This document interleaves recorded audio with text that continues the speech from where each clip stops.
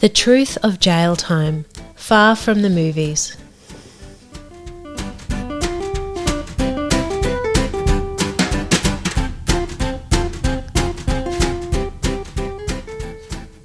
Hello everybody, welcome.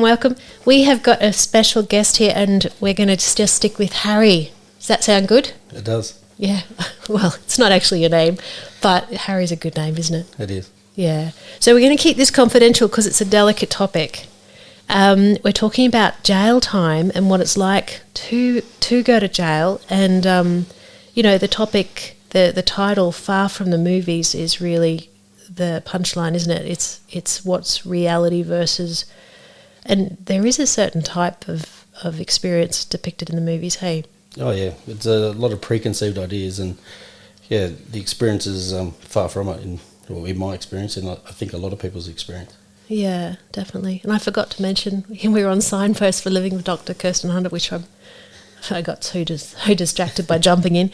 So, okay, so let's just give some broad demographics. So you're a family man. Yep. And you're how old? 42. 42. And how long ago were you in jail? Roughly. 4 years ago. 4 years ago, yeah. So it wasn't last week. No. So, okay, let's talk about the concept of jail. When I think of Guy Ritchie movies. What do you think of with jail time? I mean, prior to your experience. Oh, look, the big thing is the communal showers and the fights every day, that sort of thing. Really, really rough, really rough, tough. Yeah. Really traumatic. Yeah, for sure. None of that is true in my experience. It's everyone's got their own shower in their cell. Is that true? Yeah. So everyone's got a television in their cell. Yeah. So you have an ensuite. It's pretty much an ensuite. Yeah. Toilet in your own cell. Yeah. Really? Yep. And how many people are in one cell? They're meant to be like they say 1 out or 2 out, depending on how many is in it. They're designed for 1 or 2 out. When I was there, the 2 outs, some of them had 3 out, so 1 on the floor, and most of the single cells had 2 people in them. So not what they're designed for, but... So a bit of overcrowding. A lot of overcrowding. But, it's still manageable. Yeah. 1 on the floor, that doesn't sound very good. No, well, you got a mattress, but, a bit of foam, a dog mat, as we like to call it, so... Yeah. And we're diving straight in, but while we're at it, how big were the rooms? They're a little bit bigger than what you see on the movie. I never measured it. But you can imagine you've got a bed, a desk at the end of it, and then there's a partition wall with a shower on the other side. So, yeah, so, 10 feet by, 6, something like that. Yeah. So not a lot of room to dance, but no. You're not stepping on everybody. No, you're in there and you lay down and watch telly, so, there's enough room for that. Yeah, there you go. Okay, so we're not going to talk about why you went to jail, just because that would kind of be too personal. But it's not big and scary and horrible, can I just make that point? And how long were you in jail for? So all up, 15 months. Yeah. Yeah, in 2 different stints for the same thing, yeah. Yeah. And let's go back a little bit. So when you say the 2 stints, can we start with that? Yep. So can you explain what that means and what was it like between those stints? So normally when you get arrested, you'll get taken straight to the watch house and then you potentially go to a jail on remand, and that just means you're waiting for your court date, and then you need to apply to the court to be able to go on bail and come back out and then wait for your court date. So in my case, I had to wait almost pretty close to 3 years for my court date. So if I was to stay in the whole time, I would have been in there for 3 years, even though my sentence was to serve 15 months. Really? And you don't get any time back. When you go to your court date, they'll say, time served, 3 years. And really? That's what you'll get. So does everyone come out on bail? Some people can't come out on bail. So that's why it's important to you know, like you need to coming out on bail is a pretty smart thing. You know, like you don't want to rely on the courts for that. Do you have to pay a lot of money to get out on bail? Yeah, I had a family member that had to put up their house as collateral. Really? Yeah, my immediate family isn't in the state where I live, so they're not allowed to put up surety for a bail like in another state. Has to be the state you're living in. Which means that if you don't turn up for court, then they lose their house. Yeah. Wow, that's huge. But of course you did turn up and you did jump through the hoops. So does that mean any money's actually paid to get out on bail, or is it kind of just? There was also $9,000 cost. Kind of upfront. Upfront to do it, like that's lawyers and everything. Yeah. To be able to come out for bail. Yeah, yeah. And can I just go back a little bit? And I'm all over the place, but we've jumped in here. But when I invited you to come along today, what was your desire with coming along and doing this podcast? What was your goal? It was really just because the experience was so different to what I thought it was going to be. It seemed, like it was quite daunting. It was stressful, and I just wanted to share my experience because it doesn't necessarily, it's not going to be that daunting or, that sort of scary, like, you know what I mean? Like, it's not the end of the world, you know what I mean? Yeah, yeah. And that daunting, scary was happening while you were out on bail waiting for the court process. Is that right? Yeah. I actually found the bail process was like, not traumatic, but like it was hard. I had to sign in twice a week, every week, for 2.5 years at the police station. So I was constantly waking up of a morning, like in a panic, thinking that I'd missed going to the police office the day before and signing in, realising that wasn't the day I was meant to sign in. And that was all the time. So it was just this stressful, feeling, and also having to go there and sign in twice a week. Yeah. And not being able to leave the state, and it was hard. Yeah. And so you'd have to turn up and just prove that you're in the state. Is that basic? Well, did you have to do anything else? Was it a very long process, or? There could be random drug tests or that sort of stuff. Yeah. That didn't actually happen to me.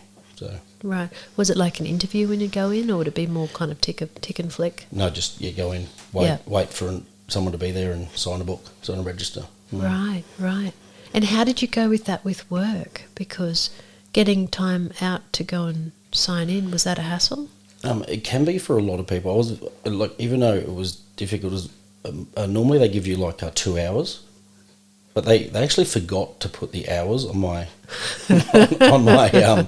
on my conditions. Excellent. So I had 24 hours. Right. Just that day. And I'd actually forgotten one time, and I rocked up at like 5 minutes to midnight, and the officer there just like shook his head and said, "As if, mate, you've missed it." And I said, "What are you talking about? I've got till midnight." And he said, "No one's got till midnight." And he went through all my paperwork, and he's like, "Are you for real?" And had to sign me in at 5 minutes to midnight because it didn't have that time constraint on it. So it was, even though it was difficult, it was still fortunate glitch. Yeah, it was a fortunate glitch. Yeah, for sure. There you go. And what was it like? What were the impact of you not being able to leave the state? Because we're in Australia, everybody, and we're in Queensland, so you couldn't go to other states in Australia. All my family lives out of the state, so it was it was pretty hard. Like they had to come see me, and that didn't happen like very often. So yeah, it was a bit hard. So really isolating you from family. That's pretty big, isn't it? Yeah, it is. Yeah. Wow, there you go. So when you say you were quite stressed, is that an understatement? Were you very stressed? That waiting, wondering what jail would be like, what the court process would be like.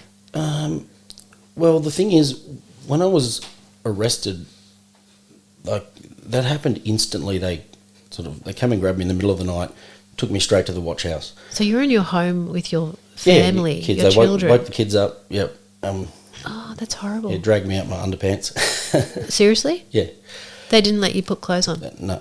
Because that's really dangerous to put clothes on, isn't it? Yeah. Well, no, seriously, why can't you put clothes? That's ridiculous. Look, that's just the way they do it. Oh, that's silly. And the kids had to see that. That's the other thing. But we go there. You'll go to the watch house, and then I go to prison. So I got a taste of it. I didn't really have time to think about it. Yeah. And the watch house is like 100 times worse than jail too. So like, that's you're just in a little box there. Yeah. Very limited amenities. Wearing someone else's clothes. Yeah, and they don't even give you a toothbrush. You're meant to be there for a limited time. I was there for 14 days, no toothbrush. Really? Yeah. Could you have visitors? Absolutely not. No. You just looked at me like with this incredulous look, like what a stupid question. The watch house they don't let you do anything. I had to. They wouldn't give me a jumper for like 2 days. Really? I was in a t-shirt, freezing for 2 days. Yeah. Why? On like thin gym mats. Really? Yeah, it's really rough in the watch house. And by the time you finished, you were so thankful you've gone to jail. By the time you finished in the watch house. Really? Yep, you were honestly so thankful. Yeah. Wow, that's terrible. And why did you stay for 14 days? There wasn't beds, there wasn't spots at the jails. Yeah. There you go. Mm. Wow, there you go. So, and you're also dealing with family, like with trying to communicate with what's going on. They're all worried about you. You're getting all of your legal, people working for you. So all that's happening at the same time. Yeah, that's right. And you're finding out little bits and pieces. It's hard to communicate with them. It's hard to know what's going on. Yeah. And we're not going to get into it, but this is not something where you were living in a world where you thought that it would be on the cards to go to jail or have any kind of criminal procedure against you. No, not at all.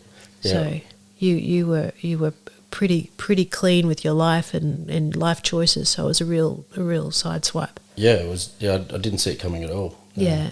Yeah, whereas if you were someone perhaps who'd already been through the criminal system and you were doing some crime knowingly, then I think probably there'd be a bit of a headspace anticipating this possibility, whereas you were just completely shocked. Yeah, it's almost for them, for that sort of for people that are in like a lot of criminal dealings, it's almost like a family reunion when they get to jail, and it's high fives and stuff like that. So it's almost like a joyous event. Like, really? Yeah, I saw it all the time. Really? So you can just imagine what that's. It's no skin off their nose at all. Yeah. That's missing the point. Hey, it's supposed to be a punishment. Yeah. It is, yeah. But that's.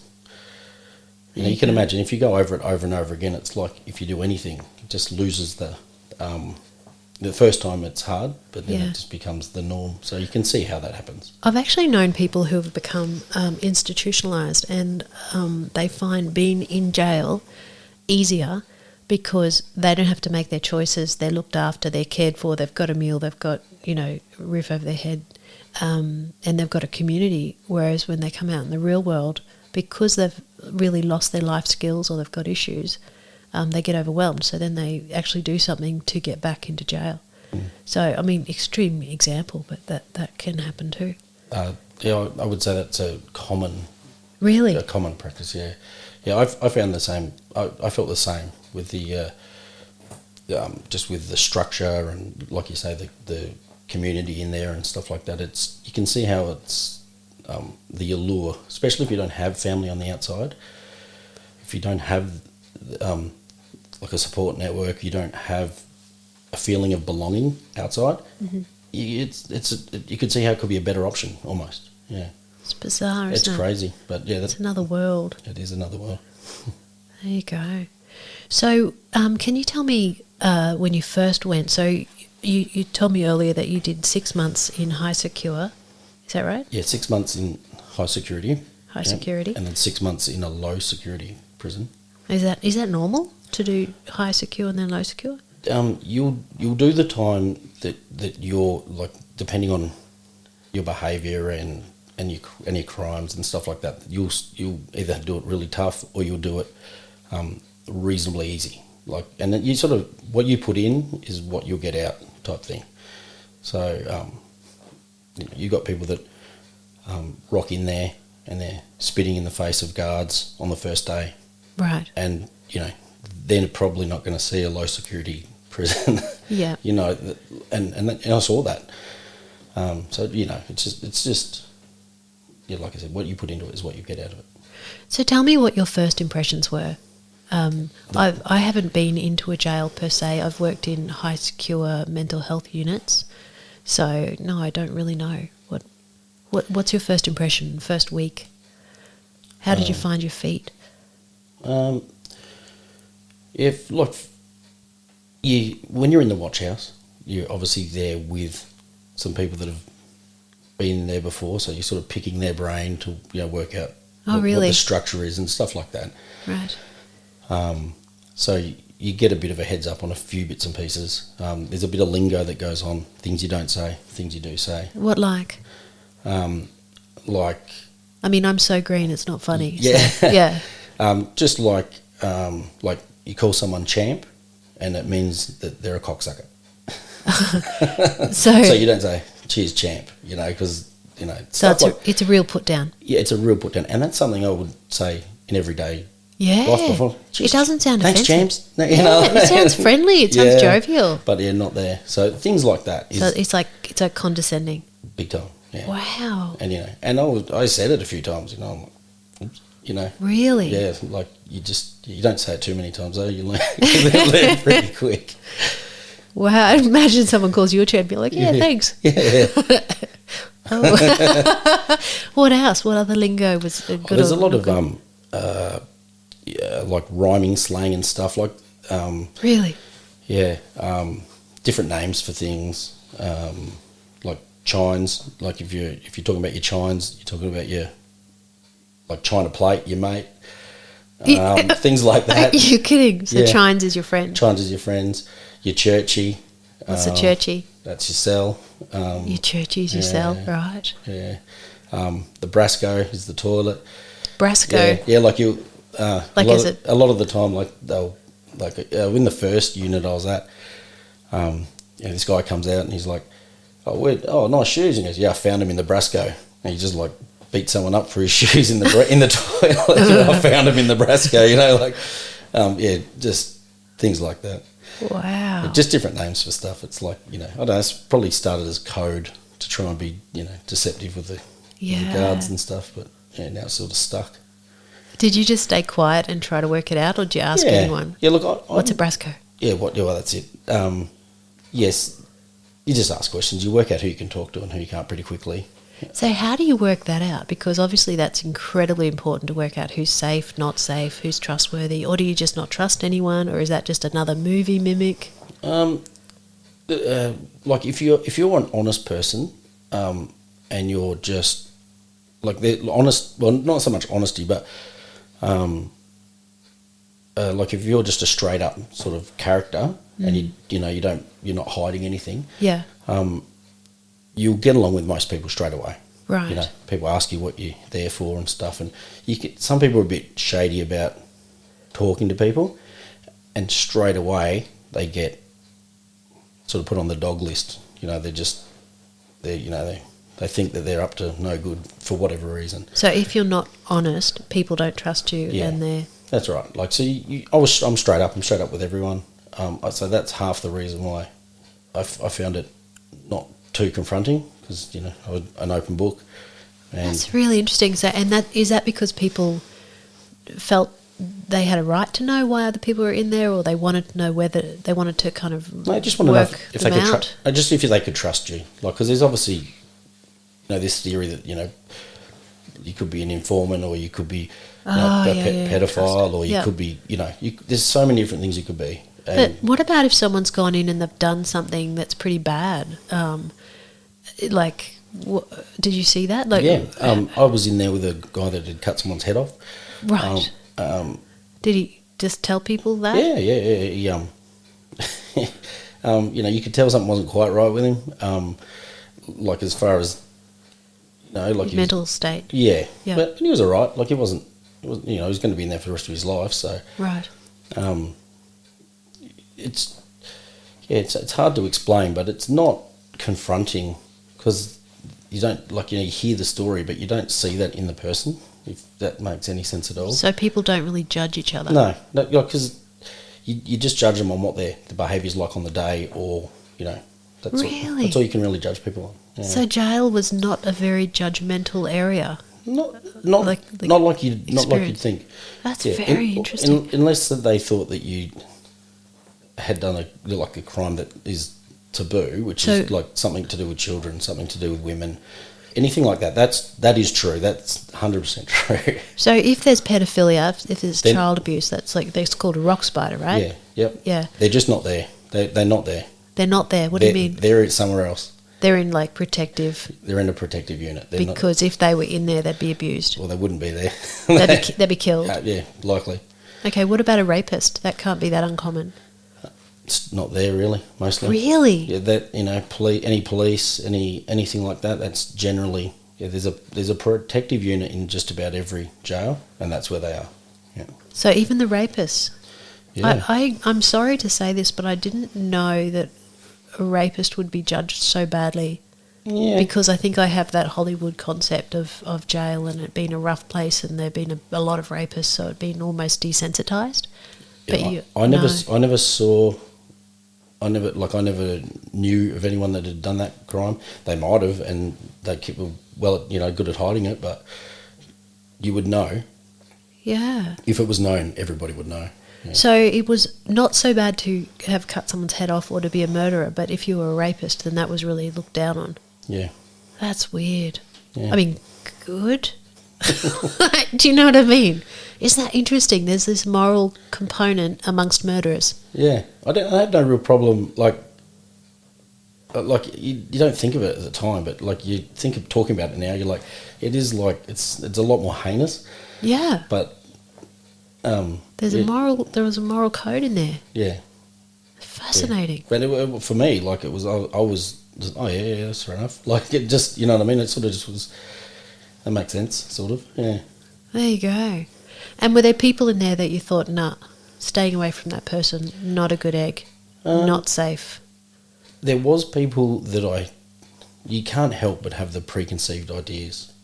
There's people in there that, when you see the movies, you see them in there and you're like, oh yeah, that's, but then you talk to them and you're like, oh my God, you're a regular bloke. Really? Yeah. Really? Yeah. Were there any that were just really nasty though? There's a guy that was had the tattoos all over the face, Yeah. And when I first rocked in there, I was like, oh God, this guy's going to be, anyway. Then he introduced himself and he said, yeah, hi, I'm Kevin. And I couldn't help. I was just disarmed straight away. I was like, no one could be called Kevin and have that kind of fairy. I'm sure he was, but it's just, I don't know. It's just put a human element, really down to earth sort of element, and it just really hits home that it doesn't you can't judge a book by its cover. You really can't. But were there any that gave you the chills? Oh. See, I've dealt with psychopaths in my work, and I know what a psychopath is, and I'm not very comfortable with them. Yeah, there was a few, but they weren't. Don't forget, there's a different jail for them as well, so they're not there either. Really? No, yeah, that's a different jail again. Right. So there were some that were obviously using drugs a hell of a lot, and they're not right in the mind. Yeah. And they'd be unpredictable. Right. Erratic, yeah. Yeah, erratic. But, you just don't... You talk to them on a limited basis and, Yeah. Did you ever feel unsafe? Yeah, there was times that I felt...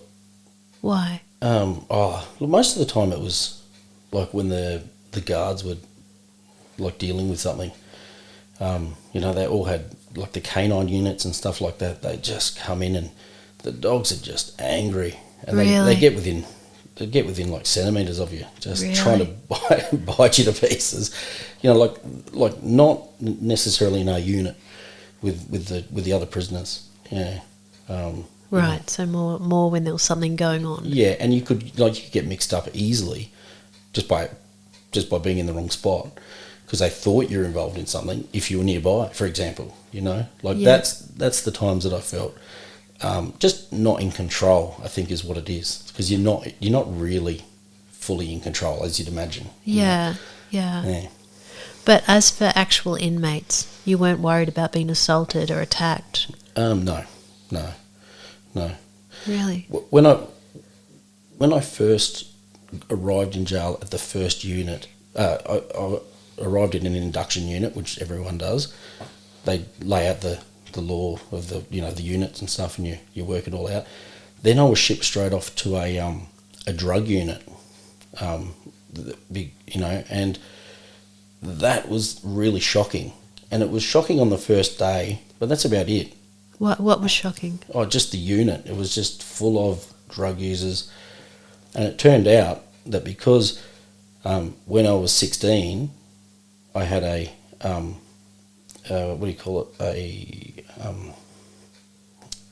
community service. Yeah. That's the same number that you get in the prison when you do community service. What do you mean? I don't know. You get a number when you do community service. So because when I was 16, they thought I'd been in the system since I was 16 in and out, because I had a very low number. And he joked about it when I first arrived. He said, "You're back again." You're kidding. And threw me straight in like a really... So you're meant to go induction unit, first timers unit, and then into a different unit. I went induction straight into a really bad, like, junkie unit. Because you had a number? Because I had a really low number. That's crazy. Yeah. When did they figure it out? They didn't. What? They didn't. Did you stay there? I stayed there. Yeah. Oh no! Is that the high secure you're referring to? Yeah. That was. Wow. And that was people shooting up like right in front of the guards, like daily. Like it was rough, but I still didn't feel, because they just did their own thing, and obviously I don't like touch any drugs or anything, so it didn't affect me really, and I saw it. But you had a lot of drug affected people around you. Yeah, but it was kind of good, because they'd take their drugs and then they'd sleep for the rest of the day. So I had to hold the fridge door open for a few of them sometimes when, they wanted to hide behind the fridge door and shoot up. Yeah. Did you see how they got the drugs, or how they got? How did they do it? Oh, it could come in 1,000 different ways. They were very ingenious actually. Like some of the ways they'd get them into the units. Because people come in to visit, they're searched. The people. Most of the. I don't really want to give away. Oh, okay. Probably not the best to give away the reasons actually on.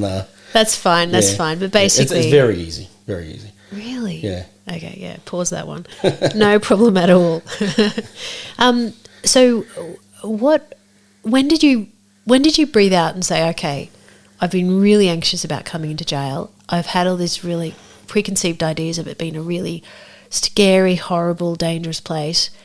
Actually, I'm okay. Actually, this is not as... when did you kind of go, Because, from everything does that make sense? Yeah, so obviously I did the 2 stints. So, probably after a couple of days on the first stint, I was completely calm on the second time, because I knew what to expect when I went back in, after my court date. But that first initial... Before you had bail? Before I got bail. So 3 months or something? Yeah, that's right. I probably only a couple of days. You get into a routine, you see what's about, you're playing cards, that sort of stuff. So let's talk about the average day, because this is what no one knows. What's the average day? What's life like? What's it like? So there's a lot of head counts. Right. They call them muster. So they'll muster you up and they'll go around and take a roll call. Right. As you'd expect. Make sure they're all there. Yeah. You get up around 8 o'clock. Really? They unlock the cells. So that's a sleep in?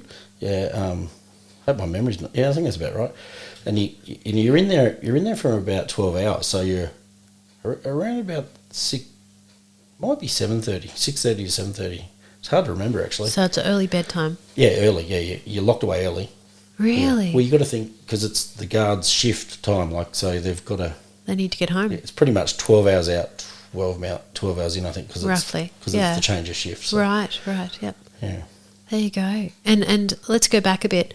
So obviously you've had dinner, you've gone in, then you go into your cell or your churchy, is that what it's called? And then I guess everyone has their showers and you watch TV and... Yep, have a shower, go to bed, watch TV. Hopefully everyone wants to watch the same show. Like you mean like when there's two up in the cell? Yeah. Generally there's a pity, there's not that much on free-to-air television. So are we talking about the basic 4 or 5 channels, or have we got Netflix? No. There was an Xbox in the unit. You're kidding. Yeah, but that didn't stay in the common area. That was always like stolen and taken into someone's cell. So you'd have like basic TV to watch. Yeah, basic TV. Yeah. And would you go to bed late? Yeah, you could. Like sleep, or would you kind of just crash and... Oh, look, yeah, about the sort of night, you watch a movie. Yeah. Like fall asleep to the movie, pretty much. Yeah. Would you stay up and play cards? Would you stay up and read? No, once you're obviously locked away in your cell, that's it. So you're just watching telly, really. Like you can play cards with your celly, but yeah, generally just watching telly and then lights out. Right. And when it came time for them to open the cell in the morning, was that just chilled, or were you busting to get out? No, it wasn't.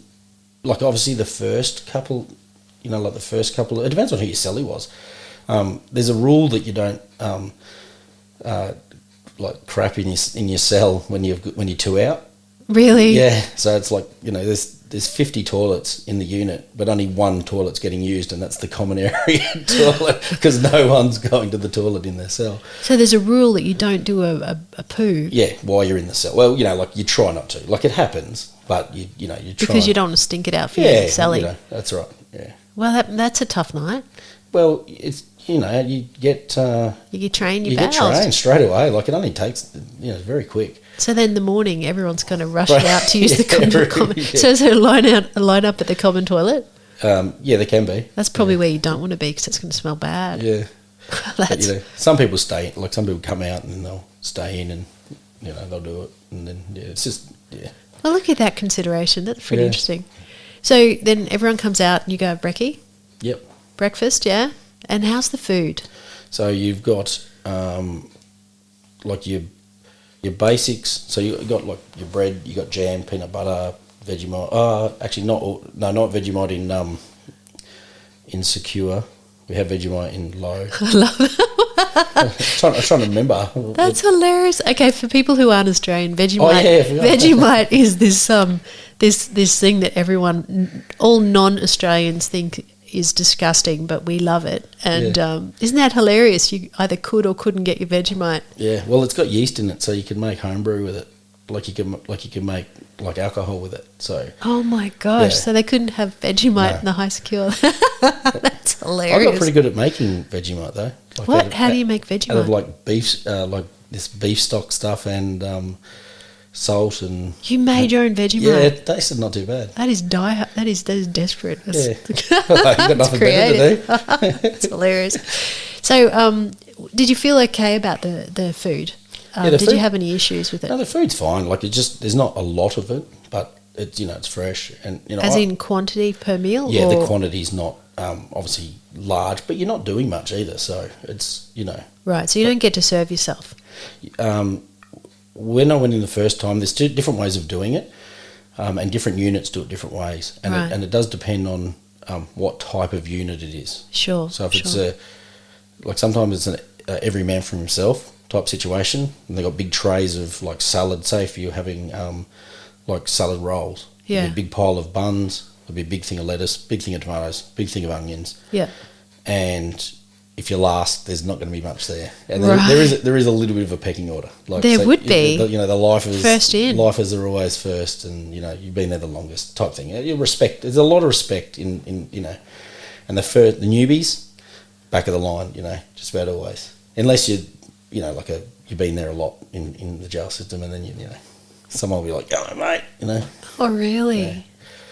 Wow. But then the other units, they have portioned stuff, and the kitchen's locked, and then you've got some couple of the inmates will be the kitchen sort of guys, and they'll just make sure that everyone gets a meal. Yeah. You know. Yeah. You're given a meal. Boom, boom, boom, Yeah, boom. everyone gets a feed type thing. That sounds more fair. Yeah. And Yeah. then like when you like, I was in a workers unit for a majority, and then What does that mean? so everyone in that unit had a job in the prison. Right. What was your job? I had 2 jobs. So I worked in the laundry. Right. So industrial laundry, they basically all the clothes from the local hospitals Yeah. come in, and Local hospitals. Yeah, There you go. all the main hospitals, they come in and they're full of blood and crap and everything, and it all gets sorted, washed, ironed, sent back, and that was the job. So I just assumed you were talking about the prison clothes. not the actual hospital. Did you do your own prison clothes as well? You've got a laundry in every unit. Oh, so you do your own washing? Do your own washing, yeah. Oh, there you go. Yeah. Oh, that's so cool, doing the hospital washing. Yeah, that was So that's it's like a contract they've got. There you go. Yeah. Would have been a bit gross. Some of it was. Yeah. But you Like, burn this one. You actually earn like good money if you're in the sorting area. Like you can earn good money. Like, and actually a lot of people earn good money and send it out to their families. I'm sorry, you get paid? Yep. I did not know that. Yeah, absolutely. That's crazy. I'm going to jail. I'm going to go make money. I worked in the kitchen after the laundry. Yeah. And I was the head cook, so cooking the yard cook it's called. So I was cooking for the whole prison. You were? Yep. How'd you get that? The guy, the screw liked me. The prison guard, he thought. Okay, another word, screw. Yeah. Prison guard. He liked you, yeah. And he just put me in it. He put me in the role. And did you know how to cook? Yeah, I did know how to cook. Right. Yeah. And that's a pretty cool job. He just threw me in there, and I was getting like $140 a week. Really? $140 a week. Yeah, and like all you could buy was like lollies and biscuits, really, like on your. There's a word for money in jail, isn't there? Well, you don't see the money, of course, but There's a word for it. Someone told me. Yeah, I can't remember. Wow. Why do people get paid? I would have thought it's just okay. Everyone just has to work, or well, everyone gets paid. Everyone, like you get. Sorry. Every single person gets paid in there. Like you get an allowance. Every single person, but it's not much. It's maybe I think $9. Right. But everything's provided. So do they pay people so that people have an incentive to work? Yeah, that's right. Because some of them are doing like mowing the grounds. Some people are. Wow. So if they didn't pay anybody, and the logic was, you're there for punishment, I guess, so therefore you should just be doing work, would people do those jobs? I think probably some people would do them jobs just so they've got something to do. Yeah. But they probably, I don't know, I'm not sure the reason why. But it obviously worked out that it worked better. There was even like barbers. So there was a job, there was 2 barbers that they'd go around the prison and like give haircuts for the prisoners. Well, yeah, I can see a need for that. They learn how to. So, which job did you prefer, the laundry or the kitchen? Oh, the kitchen by far. Really? Yeah. I've got this concept of, cutting onions and peeling spuds. No, it's like there was 2 cauldrons. Cauldrons, the size of. God, it's hard to explain how big they were, but it was like a canoe paddle that you used to stir the pot with. It was hydraulic, so it like a lift up. Wow. Yeah, it was called a bell cooker or something. I can't remember the exact name, but I'm talking like a pinch of the quantities we were making. Like if you wanted to put in a pinch of like pepper, yeah, it was like 2.5 kilos. Is a pinch. Oh my gosh! So I was putting in butter to make a roux, and it was like what a roux? What's a roux? Roux like like flour and butter to make a gravy. Oh yeah. So when you're making a curry, you make a roux. And it was like 15 kilos of butter to I think about 30 kilos of flour or something. It was just like a whole bag. It was just like on an enormous scale. But there's 1,000 prisoners. So 1,000? Yeah, that's how many I was cooking for. Wow. Yeah. So were you kind of like a hero because you were the food man? No, well... Would they put in orders and go, Yeah, we used to do... Like, because you got the yard kitchen and then you've got the officers' mess. So the officers aren't bringing in like stuff from home Yeah. to limit what comes into the prison. Yeah. All their meals are provided, and the prisoners cook their meals. And the people that cook the prisoners' meals also eat their meals, like to make sure that there's nothing going into those meals. So they have they eat it too, Right. But they had all the good stuff. So I was constantly going into the sneaking into the office's fridge, and I was getting like the good curry and adding like the good curry to my dishes, like whenever I could, to try and make them more tasty. So your personal food? No, like the yard stuff. Oh, so, really? Yeah, so I'd go and get so normally had a chicken curry, and it was like water. And like when I was doing it, it was like spicy and had flavour, and everyone's like, yeah. So you were a bit of a... Oh, you got to try and you're in there. So, good on you. Yeah. That's hilarious. And would you also get to have a bit of a feed while you're in the kitchen, so you weren't having to... You could eat between meals? Yeah, you could eat whatever pretty much down there. I don't know if we were meant to, but no one ever said... No, they never said anything. You got to remember, they're coming to work. They want everything to work like to make their job easier. Yeah. So they don't really, knock you down on every little thing you do. They make it roll, just so you can, their job is easy. So did you ask to have these jobs? Did you go and seek it out? Or? You got to apply for them. Yeah. And were there any jobs that were like particularly plum, like the best ones, or? Well, yeah, like the officers, the head cook for the officers' mess is that's pretty high up there. Right. Yep. Yeah, I think you get paid the most, but that was obviously someone that had done chefing in there, like in the real world, There you go. Yeah. Oh, wow. Now, what were the facilities like? What could you do? You said to me earlier there was always stuff to do. Like, what was it?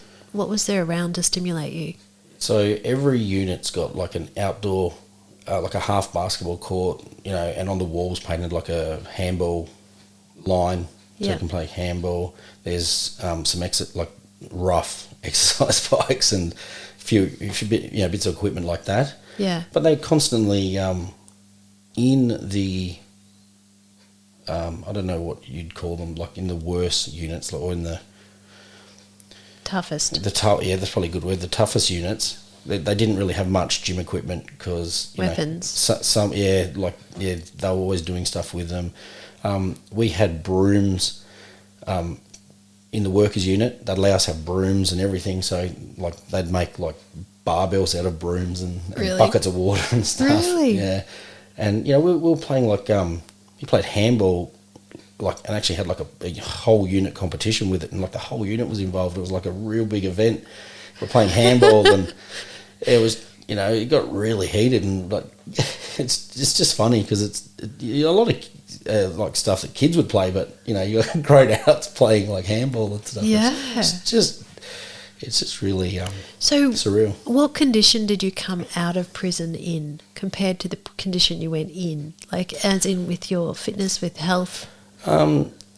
Physically, I was probably in better shape when I came out. Because? I was because you limited obviously your food is... You're not having McDonald's. You're not having that sort of junk.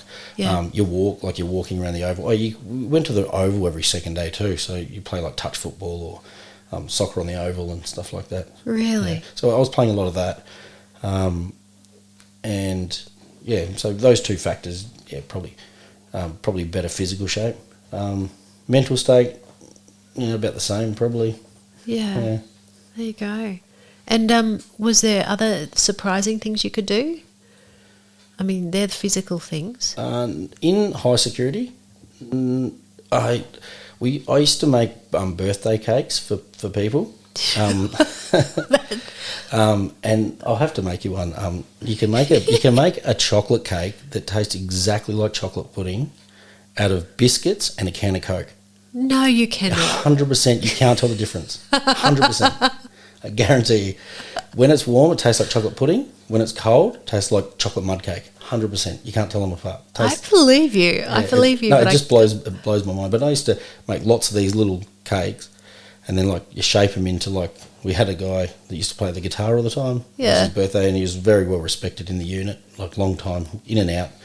And I made him 2 round cakes next to each other, and then a long skinny cake, put some 2-minute noodles along for the, made a guitar for him, and someone played, like, sung happy birthday, and the whole unit was singing him happy birthday as we brought out this cake. It was just, like, so surreal. And yeah, that was the first one. And then a few other people came up to me and said, hey, such You're the and cake man. such and such, could you make me, let's make him a cake and surprise him. How the hell did you learn how to make cake with Coke and biscuits? Oh, it's just, someone showed me how to do it one day, and then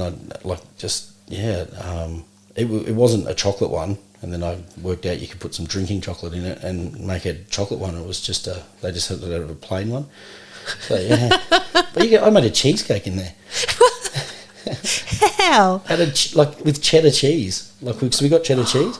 Gosh. And it tasted really good. Ingenuity, hey? You just kind of come out with this. You got nothing but time to think of these things. So wow. Yeah, even had a raspberry. I got melted down raspberry lollies and put like a layer of raspberries on top of the cheesecake, and layer of biscuits base. That's what I mean. Like, I remember when I made that cheesecake and I started handing it out. I remember the screws were getting a little bit angry because they. We were laughing and joking, and it's the first time I'd really heard them yell at us, just shut up. So you're too loud and happy. Well, yeah, we were having a ball. Like, everyone's really? Laughing, and I was cutting little 1 inch by 1 inch little squares and handing them out. It was pretty funny. That's hilarious.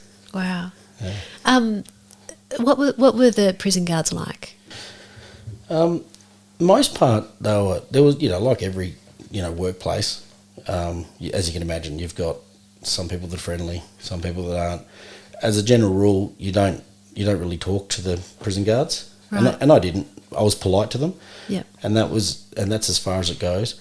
Why don't you talk to them? Oh, it's just not the. It's not cool. It's not the done thing. Right. Kind of keep the us and them. Yeah, well, that's one of the the reasons why it's so good. It's you know who I'll put in inverted quotes, your enemy is. It's sort of us versus them. Really? And that's you know who they are. It's two easy. groups. Two groups. It's nice and easy. So you don't really, Yeah. You don't sort of chime on, or, talk to them too much. Just ask them what you need to ask them. And some of the really old school lifers in there would not say a word to them. Because obviously in the past they don't say a word to them, Really? Yeah.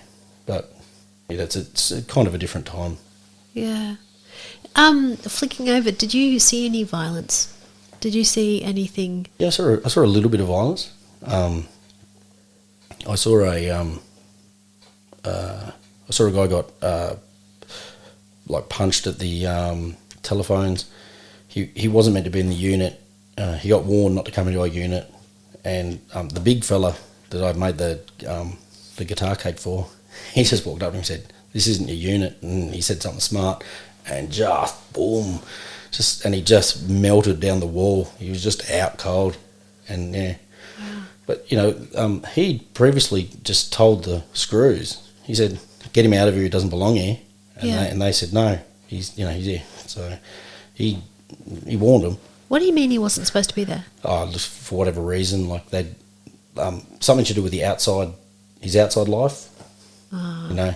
Oh, so someone had come in and it wasn't a good place for him. Wasn't a good place for him. He wasn't going to work. Yeah, they were warning him to go and tell the screws you don't want to be in this unit. Right. He told him he didn't. He's not going to be accepted. He told mentioned to the screws, get rid of him. It's going to be bad. And then the next day, boom, he was out of there because he was going to leave regardless. Any stabbings or anything like that? Yeah, I did see a stabbing, but it wasn't. That was in the laundry when I worked at the laundry, and that was to do with a dispute with. I wasn't fully into the reasons why. I heard that it was about something to do with a card game, some sort of disagreement, and anyway, but old mate was chasing him around the laundry with this homemade sharp object. I'm not sure what it was, and he was running around. Anyway, he ended up. He was hiding behind a table. And this guy that was chasing him, he's run over, jumped up on the table, and he went to kick him in the head as hard as he could, and he's missed, and he's done a backflip, and he's landed inside a laundry bin, and he couldn't get out. So this other guy that was chasing him, he pulled out a sharp object and went over and started stabbing him while he was stuck in the... and it was just so comical. It was a serious thing, and everyone was... And I was like 3 meters away. I was on the other side of the table, and I had to hold my mouth not to laugh because it just looked like like a... And yeah, that was the only stabbing I saw. And, how bad did the guy end up?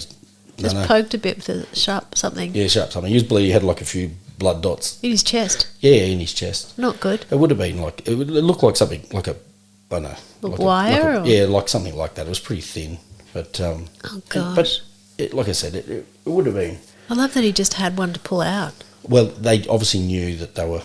Right. No one's carrying these things around. It's just there was some tension. So he's obviously, they knew... Everyone knew on the way down there that something was going to happen. Really? Yeah, like as we were sort of wheeling laundry baskets down, going to work, and everybody knew that something was going to happen at the first after muster down there. They do a muster, and then as soon as the screws went back in their office, bang, bang, it was on. So yeah. And you were talking earlier about this assumption of a shared bathroom, which I think is very true. Everyone assumes it's a showered bath, but was there any sexual abuse at all? No. Everyone's got a shower in their own cell, so... Yeah, but just generally, like sexual abuse of people low in the food chain or, I'm sure, intimidation, that kind of there's thing? definitely intimidation there, like to some degree. Yeah. It depends on the unit you're in. In the tougher units... like I said, this is only my experience, and because I was respectful and got a job, I sort of went a very easy path through the system, which is what you can do as long as you're respectful and be smart, and to the prisoners and to everyone. But yeah, like I heard of stories where stuff like that happened in the tougher units, like sexual abuse and things like that. Yeah. Once people are highly affected on drugs, and they're stuck in a box. Stuff's going to go down. So yeah, definitely. So let's flick over and let's talk about people on the outside of jail. So that's the big one, isn't it? How this affects family, what it was like to be away, what it was like to see them, how these two worlds. Yeah, it was obviously the hardest part of the whole time there, the whole experience.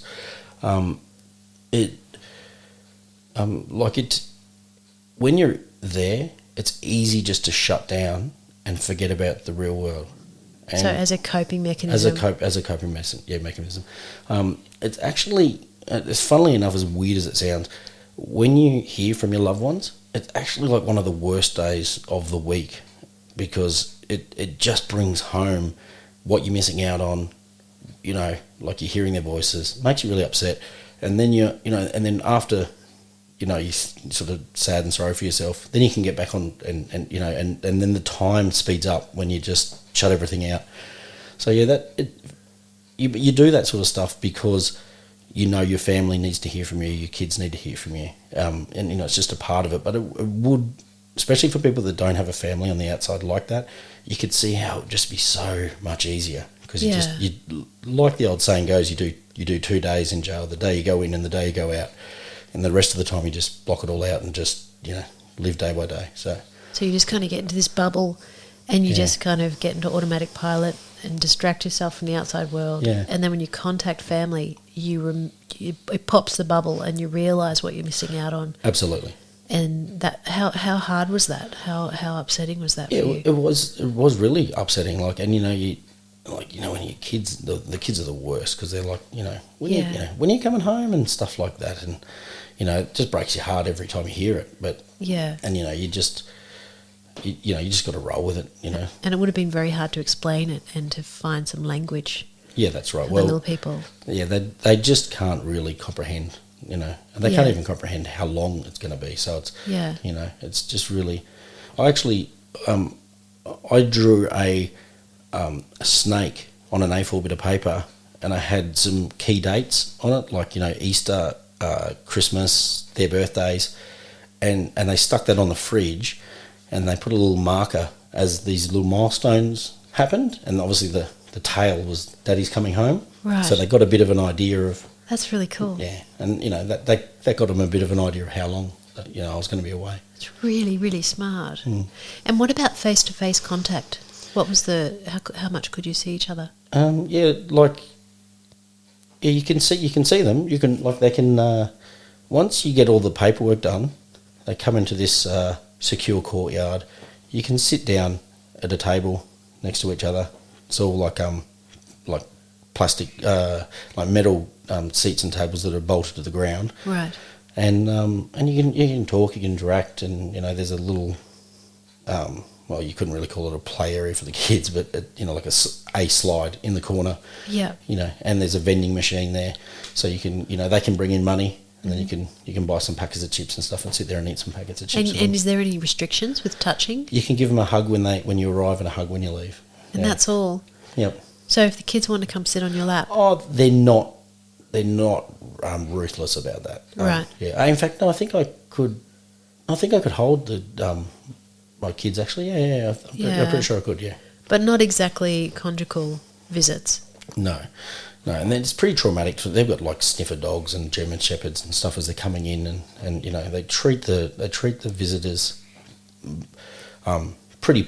I suppose it's a lot of suspicion. It's a lot of suspicion, and I'm sure, it's for good reason. But when there's kids involved, I sort of feel like they probably could separate, like two sort of, like the kids could go through one and the adults could go through another. But where there's no dogs, the dogs are pretty intimidating. Like they're trained attack dogs. You know what I mean? Like it's not nice. Yeah.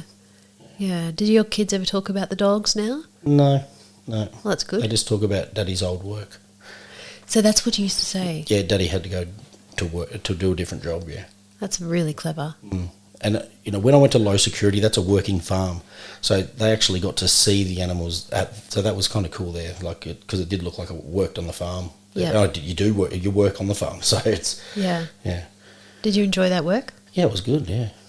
Yeah, you left alone, you can do your own... I built a chook pen and stuff for the... Did you? Yeah, stuff like that, so... So I wasn't meant to, but we found some wood and just did it, so... Yeah. Very, very cool. So I'm assuming the second time the low secure was much better than the high secure. It's chalk and cheese, yeah. Really? Yeah. Yeah. There you go.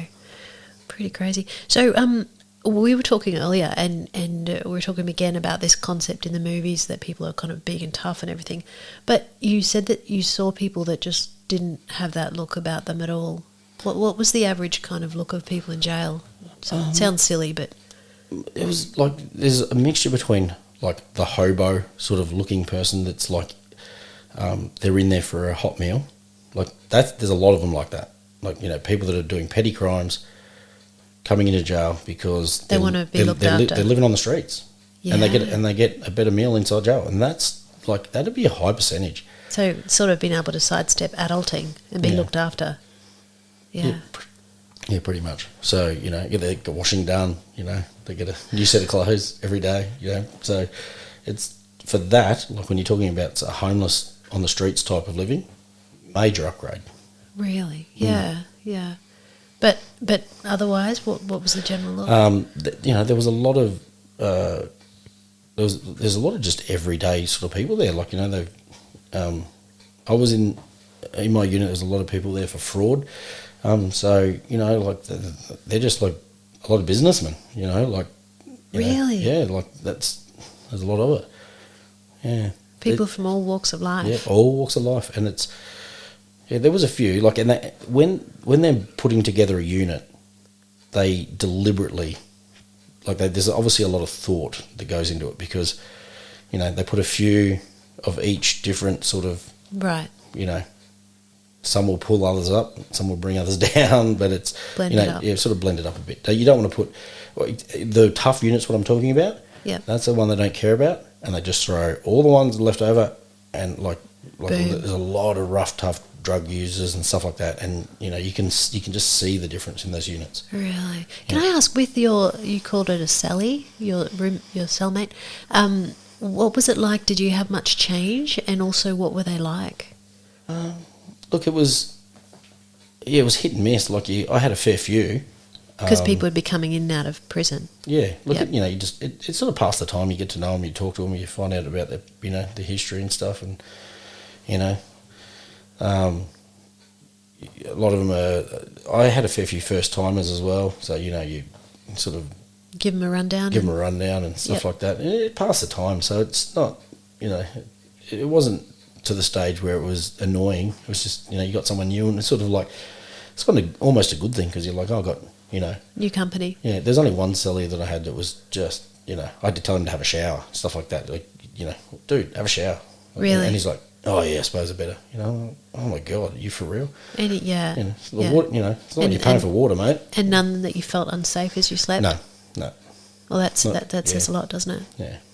Yeah, definitely. There was, you know, like there's dishonesty that goes on. People steal your stuff and stuff like that. That can happen. Didn't happen a great deal, but that's pretty frowned upon. Like that's Really? yeah, that's very frowned upon. It's uncool to steal in jail. Yep. So ironic, right? Yeah, because you get a litre of milk every day, like, and it gets your number on it. Really? And it's like a little fridge that you put it in, and you don't, you know. Do not steal that man's milk. Yeah. Don't come between a man and his milk. Yeah. And if you start doing it, you'll probably find you end up starting drinking urine. Like if it starts happening often, because Really? yeah, that's the kind of thing people do to their milk to try and deter it. So I would have thought that the opposite. I would have thought that stealing would have been commonplace, and it's not common, but I mean, like if you get caught, it's yeah, very frowned upon. Yeah, Really? Yeah. Like in the workers' unit, for example, different units, different things, but in the workers' unit, very frowned upon. You'd get kicked out of the unit. You wouldn't be there. really. Yeah. Another kind of like image I have from the movies is that people go into prison and they go and study and get a degree. Is that? Yeah, I got a certificate while I was there. Did you? Yeah, so it's possible, not in high security. That's Yep. that's a low security type of situation. I mean, it's a great concept, You isn't might it? be able to. I don't know if you can or you can't. I actually know. Yeah, it is possible in high security if you're there for long enough. You can do it. Yeah, there's a room where you go and do it. Really? Yep. So yeah. And what about seclusion? I mean, that's another movie concept, isn't it? You know, you do something bad and then you go into an environment like that's your like... like your solitary confinement. Yeah. Is that real? Yep. Yeah. It's called the DU, DU. detention unit. Right. Yeah, that's real. That's real. My cellie actually, his job was to clean the DU. Oh, that's not a good job. No, and you know he was constantly cleaning feces off cell like walls and stuff like that. And did he put his hand up for that job? That's a bad job. no, he got assigned it. He didn't think it was going to be that bad, but he stuck with it. So, yeah. you Did know. you know anyone who went to the DU? Yeah, knew a fair few people. You know, like they went to the DU for a number of different things. Sometimes it was unwarranted. Sometimes it was. Like, what do you mean? Sometimes it was like just like a mix up. Right. You know, like right. a mix up. Right. And then other times it was like they're going to be there for a long time. Phones is a big one. Like people smuggling mobile phones and stuff like that. So if they suspect you of that, they'll take you to the DU. Really? I thought the DU would just be if you've stabbed someone, if you've done something big and bad. They do it for sort of isolation, and you don't. And there's a lot of rules. Like there's so many rules. You're not allowed to be there for very long. In DU? No, That's good. No, yeah, of course it is. But I mean, Yeah. like it's not. That's another misconception that you're stuck there for a Yeah. long time. I don't know the exact chuck time. you in the hole kind of thing. But it's yeah. not very long. Really? Yeah. And it's just the same as every other. It's just. There's rules. It's just the same as the other cells. Yeah. Yeah. What about time? Is time kind of... Were there times when you were just so bored? You know, time went slowly. Time was cruel and clocking away, you know? Of course there was, there was, but it wasn't great deals of time. Or there wasn't like the majority, if you know what I mean. It wasn't like you were having one good day and then like the rest of the week was shit. It was you'd have one bad day out of a fortnight type thing. Like that's Yeah. And it was normally after something happened outside that you didn't like what happened or. So you're really kind of connecting with something happening outside, yeah. And it wasn't so much for me. I was pretty good in that regard, but yeah, a lot of people had some bad days and like stuff was happening. Like they get a letter from their loved ones, and it was a bad letter. They're leaving or they're doing something, and that that there's nothing you can't do anything. You know? Yeah. Did you have a lot of letter giving? Was that something that you went with? Yeah, I had. I got a couple of random letters from. I did a bit of volunteering before I went away. Yeah. And a couple of people that I was involved in there, they wrote me and sort of, you know, give well wishes and stuff. I got a couple of letters from overseas, from some family overseas and stuff, out of the blue. So it was a fair bit of. I had to, you know, like I haven't written a letter in ages, and so you have to sort of remember to write again. Yeah. Yeah. What about your wife? Did the two of you write letters? Yeah, all the time. Yeah. Did you? Yeah. That's nice. Yeah. Was that like yeah, it was cool. It's cool to read, but again, you got to remember, it's sort of like it brought you out of the. Yeah. You know, like every time out of your bubble. Yeah. Had to confront things. I know it sounds so bad, but it would have been an easier time if you didn't communicate with the outside world at all. That would be the easiest way to do it. Yeah. Just put your head down and just forget about the world. Yeah. When you found out you were going in, and while you're in, did you get frustrated by the fact that your life was put on pause and you couldn't get in and do all of your normal things? I often think about that because part of my personality is I'm a super passionate, ambitious person with ridiculous amount of projects happening. Like I can't help it. And if I was stopped from that, I think I'd go nuts. Yeah, I had a notebook that I used to. I constantly think of like inventions and stuff like that. Do like you? They're harebrained inventions. Like not, you know, there's a couple of gold in there, but you know, like I might. Well, wake you up got your guitar cake happening, so you know. But I'd wake up, like in the real world, I'd wake up in the middle of the night once in a blue moon. I'm like, oh, that's a good idea, and, you know, just jot it down or something like that, or write it on my notes on my phone. Yeah. But in there, I had heaps, and I filled up. Really? I had I got up to like 120, like roughly. I didn't actually count them, but these inventions, and like some of them are crazy and just silly, but some of them are good, and you know that's the kind of thing you just do that to keep your mind active. And but were you frustrated that you couldn't go and pop down to the shops and grab the tools and make it happen? And well, it's not an option. Not really, because it's just not an option. So you just don't go there. You just don't even really think of the things. Like the other thing is, like, to put it in perspective, if they open the gates to the prison, 99% of the people would just stay in there anyway. Why? Because they know that there's going to be repercussions, and you just want to do your time and get out of there. Actually, that's a really good point. I was going to ask, another Hollywood situation is the breakouts. Oh, you talk about it, and you plan it, and what?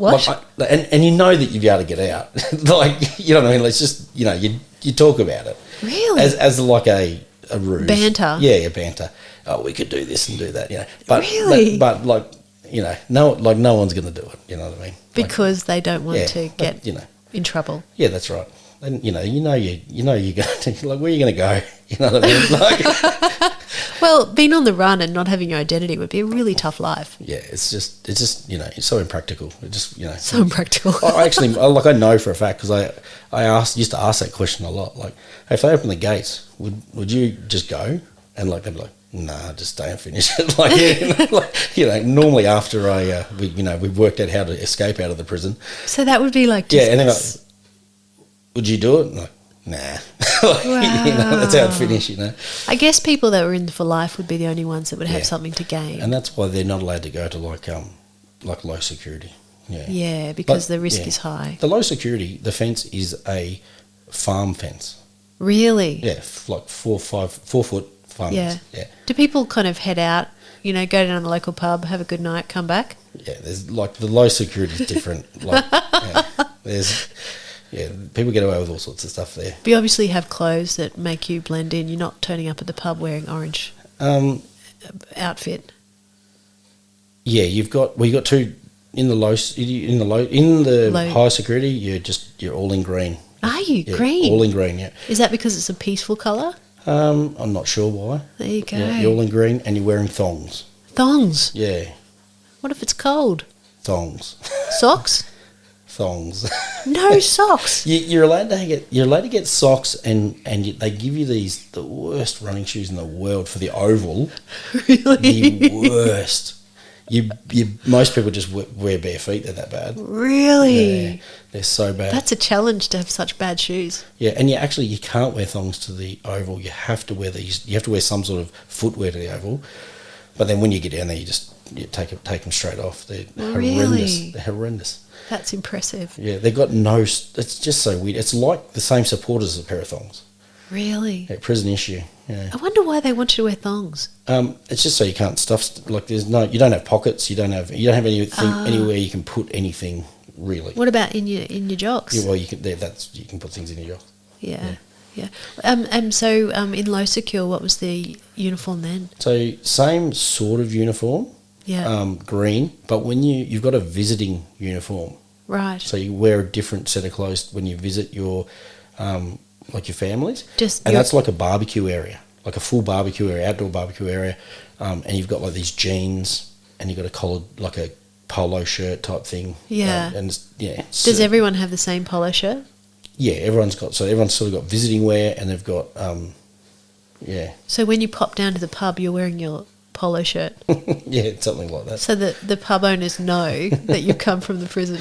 No, they wouldn't. Yeah, I don't know if they'd serve it down there, but there's definitely lots of people that are jumping the fence and meeting up with like friends and okay, it's not quite the pub. Not quite the pub.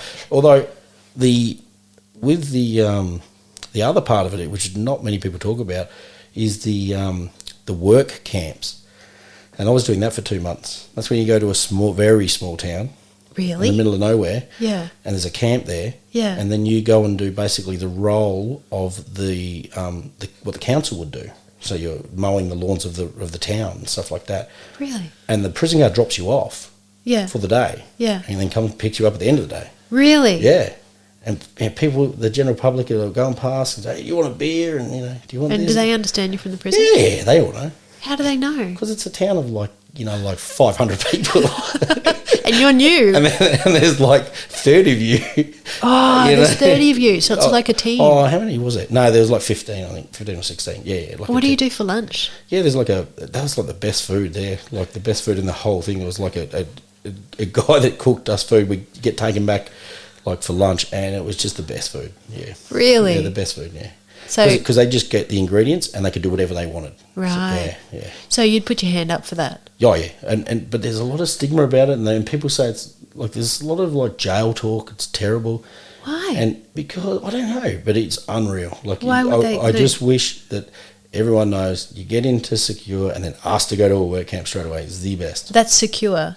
Not the low secure. I stayed at secure longer than I should have. I didn't even apply to go to low secure because I listened to some people that I really shouldn't have listened to. They're saying how bad low security is and how, That makes no sense. And then when I got to low security, it's like, don't go to work camp. It's the worst. They watch you. They do all this. And then I got to work camp. I was like, oh my God, what was I thinking? Like, should have done this on day one. Yeah, you just don't listen to it. So basically, get to low secure straight away. Get to low security. Get to work camps. Yep. Yeah. You actually get, at the work camps, you get dropped off once a week at the IGA, at the front of IGA with some money that you've earned. Everyone, IGA is a supermarket. Oh, yes. Yep. At a supermarket. Should have said that. And you just go into the supermarket and you just buy what you want and then the bus is waiting outside and you come back. And there you go. It's just not... Isn't it weird? Maybe people just are negative about it because they're not doing it. Mm. I don't know. Yeah, they're not allowed. Well, not everyone's allowed to do it. Like obviously, lifers or something like that, or someone with some really heinous crime. Yeah. They're not allowed to do that sort of stuff. But for the most part, and most people, it's an option. Yeah. There you go. That's crazy. Yeah. All right, let's go towards what has it been like coming out of jail with regard to readjusting to the outside world. And also, what restrictions do you have? You come out and you're on parole. Actually, no. I wasn't on parole because my sentence was suspended after my prison time, which means I just come out. And if I reoffend, between for the next, I think it was 4 years. So this is still current for me for another couple of months. Yeah. If I was to do any crime that the maximum penalty was prison time, Yeah. I'd have to go back in front of a judge and explain why I shouldn't go and complete my full original sentence. Wow. And that could include littering, because littering, the highest level of littering, does carry a prison time. For You're example, yeah, kidding me. obviously that's if you're dumping truckloads of stuff, but Yeah. you know what I mean. Like, Yeah, but yeah. it's just puts it in perspective. Like, if I was Yeah. caught littering, I would have to go back in front of a judge and prove why I shouldn't have to go back and finish my whole sentence. Yeah, so that's hanging over you. Has that been pressure? It was at the start, and I actually forgot about it, to be honest with you, because that's not part of my life. Like, I'm not, you know what I mean? It doesn't really.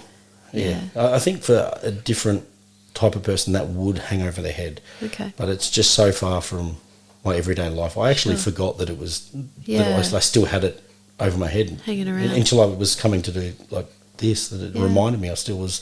So you can't leave the state now, is that No, correct? no, I can. You can. I You can? I can. Yeah. Yeah. Excellent. Can you leave the country? Can you? I don't know. Actually, I don't know. Huh. I don't know if I'd be. I don't know if I'll be allowed at most countries, because I've got a criminal history now. So it's Really? Full stop? yeah. Does that bother you? Yeah, it does. But I was lucky enough to do a fair bit of travelling, thank God. So, that's good in a way. But I can't travel with my kids, there's no way I'll be allowed to go to the States again, stuff like that. Yeah, that's a big loss then. There's a lot of things that you like. I was my house was, the second I got charged, my house was uninsured. Really? They will not. The first question they ask you is, have you got a criminal history, a criminal record? Why would they not insure you for that? Uninsurable. That's crazy. If my house ever burnt down, I would lose my house. So I'm not allowed. I wasn't allowed to have insurance up until there was only one company that would insure me. Yeah. And they charged me about 20 times the normal insurance fee, because I had a criminal history. So could your wife just put it under her name? Nope. You're kidding. Anyone that lives in the house, if they've got a criminal history, that avoids the insurance policy. So say someone's house is damaged because of flooding. For some reason, if you've got a criminal history, that makes you not be able to... Yeah, That's crazy. it's a disclaimer on everybody's insurance. I did not So know if someone that. was staying in your house and you didn't know they had a criminal history and they found out, then they wouldn't have to pay you out. Wow. Anyone that's living under the roof with a criminal history, it's that you need to tell the insurance company. Wow. After 3 years, then after 3 years from my charge date, Yeah. my conviction, then I had some options. Right. Not many, but I had some options. Fascinating. I did not know that. Any other curveballs? Any other consequences that are hanging around your neck? Oh, that was a big one. Obviously, there's the like going for new jobs and anything like that. Needing to inform your employer. Yeah, like there's that's always going to be there, and Yeah. Does that bother you? to a certain extent, it's hard to explain, because you just have to. It's one of those things you have to deal with. You just have to deal with it, so you can't really dwell on it. But look, it's frustrating, and as the time goes on, like I don't think there's any time where I'm not expected to disclose it. Like, I think I'm always meant to disclose it. So, like after 20 years, like that's going to be a bit ridiculous, because It that's, is. Yeah. And what was it like adjusting to the outside world? Because you're back into the adulting as opposed to being in a system. Yeah, it was hard. It was really hard. It was almost harder than going in. Really? Yeah, just the smallest things. It was like when you're inside, all your clothes are there. You don't have to worry. You don't have to make a decision on what you're going to wear. You don't have to make a decision on what you're going to eat. You've got no responsibilities. Everything's done for you. When you come out, you've got all your bills back. Yeah. You've got all these people that depend on you. You've got to go to work. Yeah. You've got, you've got all these things. And it must be like the allure to the army and stuff like that. I liken it to, like it's all regimented. What time you get up. You know what time to go to bed. It's just, you don't have to think for yourself. And you just cruise through, and we used to have lots of fun and games and stuff like that, which you don't expect. and then you come back and you're like in the real world, and you know, even paying with money and stuff like that. Again, it's like, you know, it's weird. It's kind of weird, and you know, you got to really think about stuff because you haven't thought about it for so long. Did you have moments where you didn't feel confident that you could manage this? Yeah, we had like a barbecue to go to. Not like I can't remember. It was pretty early on. It might have been 2 weeks after I was out, and I almost pulled the pin while I was there. Really? I just couldn't. Yeah, it just felt like I just couldn't relate to anyone. And you are a very capable person. Oh, yeah. You're very personable. You're very confident. So just putting context around that is not a reflection of you at all. And I knew that I shouldn't. It's like one of those things I knew I shouldn't have a problem with it, but I just, in my head, I just couldn't get my head around it. I just couldn't talk to people. Yeah. I felt like I had Massive adjustment. I felt like I had nothing to say to them because everything I'd been doing, you know what I mean? Like I felt like I couldn't have a conversation because without talking about what I've been doing for the last... It's like, what am I going to bring to the table? Yeah, that's right. And you sort of feel a bit second class too because, you know, you just got that... Really? You can't help but feel it. Mm. And you've let that go now, I hope. Yeah. It's just like that initial, you know... Yeah, you can't help coming out of jail and feeling like you're a certain type of person. You just can't, you know. It's just how you feel. Has society treated you that way? No, not at all. Like it's totally, it's in your head. But Right. I mean, but like you can't help but feel that way. Yeah, you're kind of assuming others are judging you when they're not. But I'm able to like understand that. But I'm sure there's a lot of people that come out and they would feel that, you know what I mean? They can't quite. And that could be very self-perpetuating because they could then go make choices. Oh, okay, you're going to judge me. I'll go behave at that level. And then the cycle continues. Like I checked it, and I checked myself, and I knew I was like, okay, come on, this is you. This is your problem, not everyone else's. Yeah. And I was able to sort of snap myself out of it, but I could see that could be a real issue for people. And then you were back to being a parent, back to being a husband. All of that happening. Yeah. It was like hard. Like it was hard. Like my daughter wouldn't come to me and stuff like that at first. Stuff like that. That was hard. Yeah. Luckily, it didn't last too long. Yeah. But it's your hard wife not to would be take like, that personal. Your wife would be like, "Here, take her. Yeah. I need a break." Yeah, absolutely. But yeah, that was a bit. I was like, "Who's this guy?" type thing. Yeah. But she was quite young, so that would have been even though she'd seen me constantly, but it was just when I was in my normal clothes and rocked in, and she'd never seen me sort of really in the house before, so yeah. I've got like a kind of a closing kind of question, but is there anything you want to throw at me that you've had in your head you wanted to talk through? Oh, I think we've covered a fair bit. You've done incredibly well. Okay, so it's okay if you come up empty on this one, but dare I say this? Is there any way that you're glad any of this has happened? Like that you come back from this and you've become who you are. You've learnt. You've grown. I mean, Yeah. Look, I feel. Look, the way I dealt with it, when I was 16, 15, I used to do like silly boy stuff. I'm nothing outrageous. Throw lemons at cars. Things like that, like crazy. just crazy silly boy stuff. I used to throw eggs at letterboxes. I remember kicking in like some gyprock at a house that hadn't built yet, and I was sitting there, oh look at this, a brakes type thing, and I think back now, and God, that would have been expensive for that, and like just stupid stuff like that you do when you're a kid and you don't realise the value of money and how hard that is for people. But when I went away, I feel like I was wronged, in my opinion. Like I was dealt with very aggressively, like overboard. Yes. That and most people that understand my situation have said that to me as well. And that like it's fairly. And my vote, I wholeheartedly don't think you should have gone to jail at all. Yeah. So I'm with you. But I see it as I've paid all my dues for everything I've done in the past that I didn't get punished for, and now we're back to square one and let's move on. That's how I deal with it, and that's how I dealt with it inside. So That's very creative. well, it's the only thing I had. So that's how I sort of make sense of it all, and not dwell on the fact that I was harshly dealt with. Yeah. But you must have a different perspective on life from coming through all of this with what you've been exposed to. Look, I do. I suppose there's nothing that stands out, but I generally,